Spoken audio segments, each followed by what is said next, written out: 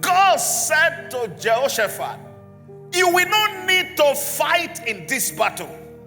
I can't understand, sir. That is a mystery. I'm in a war. You say I shouldn't fight. I'm face to face with battle, army. You say I shouldn't fight. That is a mystery.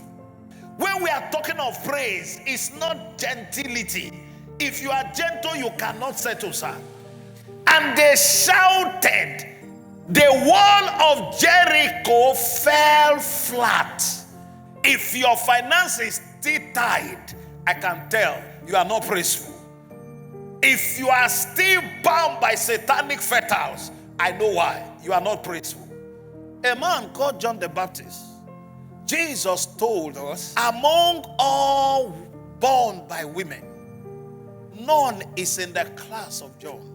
This is a man who said, behold the Lamb that taketh away the sin of the world.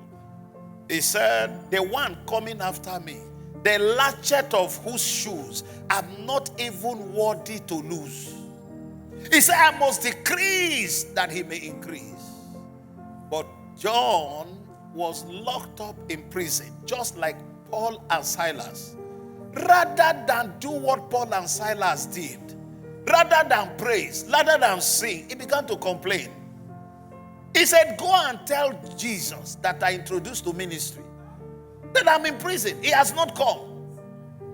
Now look at his question. Are you the Christ, or should we look for another one? How can you tell us it's the Christ? The same you is looking for another one. He said, if you are not praiseful, you will find yourself in native doctor's house. If you are not praiseful, you will find yourself in strange places.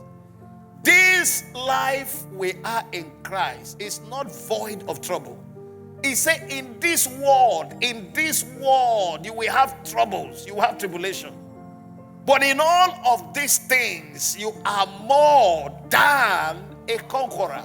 The same praise that John refused to praise. A little girl praised her God, and the head of a generational prophet was cut off. Now, it's painful because there is no prophecy that John's head will be cut off. So it's an aberration to his prophetic destiny.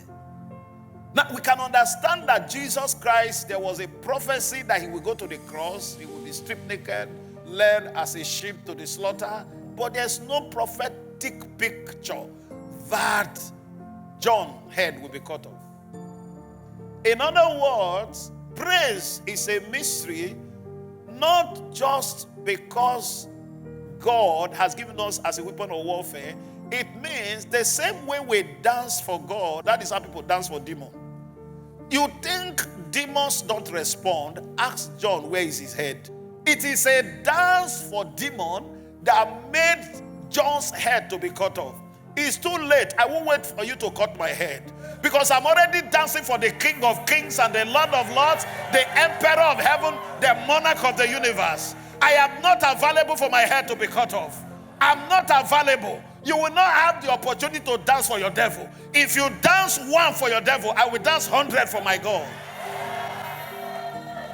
But the same way we are dancing before Adonai, that is the same way occultic people are dancing for their gods. Now, what will the little girl do with John the Baptist's head? They brought John the Baptist's head in a church and gave to her. To do what? That head is useless to her. But hear this. It was a demonic orchestrated attack to end John's life. You won't cut off my life in the middle. I won't wait for you. You know why? God in the midst of his people is mighty. There is a shout of a king among his people. Lift your hands up.